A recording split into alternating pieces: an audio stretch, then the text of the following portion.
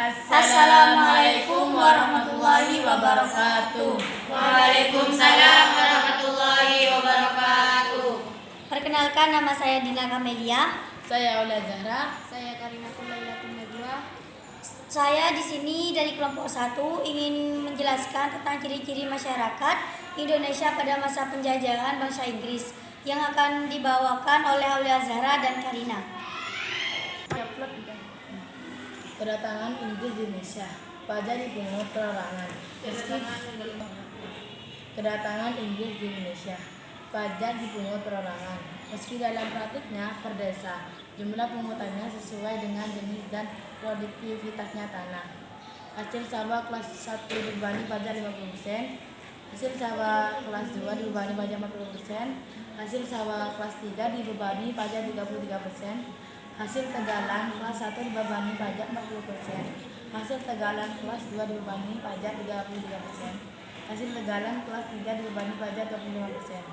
Beban pajak ini memberatkan rakyat yang tak sanggup membayar dengan uang, membayar dengan beras. Pajak yang dibayar dengan uang diserahkan kepada kepala desa untuk kemudian disetorkan ke kantor residen. Sedangkan pajak yang berupa beras dikirim ke kantor residen setempat oleh yang bersangkutan atas biaya sendiri. Kebijakan pemungutan pajak ke residen itu untuk mengurangi pula penguasa setempat yang sering memotong atau mengurangi penyerahan hasil panen. Sebab para penjabat pribumi sudah difungsikan menjadi pengawal pemerintah yang digaji. Yang dimaksud dengan kedatangan Inggris di Indonesia adalah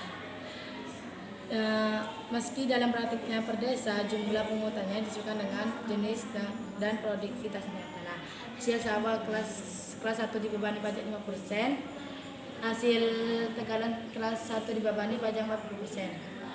Beban pajak memberatkan rakyat kan tidak bisa membayar, tidak mampu membayar dengan uang karena kita bisa membayar dengan beras.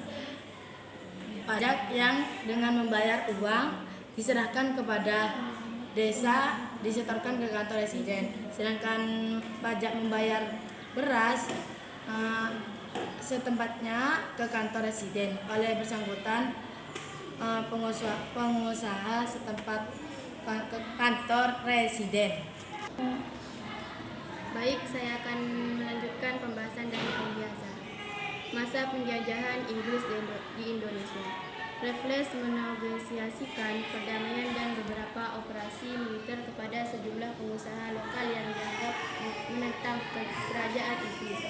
Salah satu operasi militer terjadi pada 21 Juni 1812 ketika Raffles memerintahkan serangan ke Yogyakarta.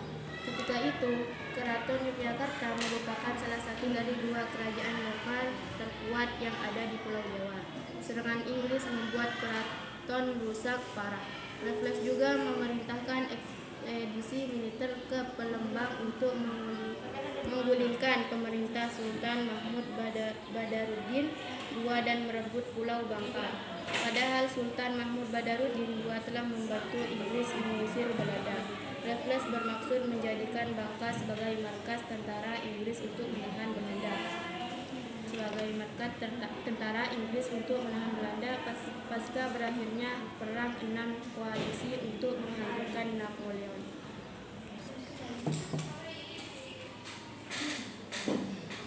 Penjelasannya adalah Raffles bermaksud menjadikan Bangka sebagai markas tentara Inggris untuk menahan Belanda pasca berakhirnya Perang 6 Koalisi untuk menghancurkan Napoleon. Saya akan melanjutkan penjelasan dari Karina Kulailatul Najwa. Perjanjian Inggris ke Indonesia. Inggris di bawah pemimpin Thomas Stamford Raffles berhasil merebut seluruh kekuasaan Belanda di Indonesia yang ditandai dengan Perjanjian Tuntang. Perjanjian Tuntang dilakukan pada 18 September 1811 yang berisi dengan berikut. Pemerintah Belanda menyerahkan Indonesia kepada Inggris di Kalkuta, India. Semua tentara Belanda menjadi tawanan perang Inggris. Orang Belanda dipekerjakan dalam pemerintah Inggris. Hutang Belanda tidak menjadi tanggungan Inggris. Raffles yang berhasil merebut seluruh kawasan Belanda memberikan kesempatan rakyat Indonesia untuk melakukan perdagangan bebas. Meski keberadaan Inggris tetap menindas rakyat Indonesia. Negara kerajaan tertua di Eropa di Eropa atas dasarnya merebut Nusantara dari Belanda. Raffles diganjar di Gubernur Jenderal Roth minto penghargaan dengan menjabat sebagai Letnan Gubernur Jawa. Ia tinggal dan memerintah dan Wetenjor Bogor. Yang dimaksud dengan perjanjian Inggris-Indonesia. Inggris menjanjikan ke Belanda untuk perjanjian Tuntang dilakukan pada 18 September 1811 yang berisi sebagai berikut. Yang ke-1, pemerintah Belanda menyerahkan Indonesia kepada Inggris di Kalkuta atau India. Yang kedua, orang Belanda dipekerjakan dalam pemerintah Inggris. Yang ketiga, hutang Belanda dibebaskan dengan tanggungan Inggris. Yang berakhir dengan merebut seluruh kawasan Belanda, memberikan kesempatan rakyat Indonesia untuk melakukan perdagangan. Yang Katanya.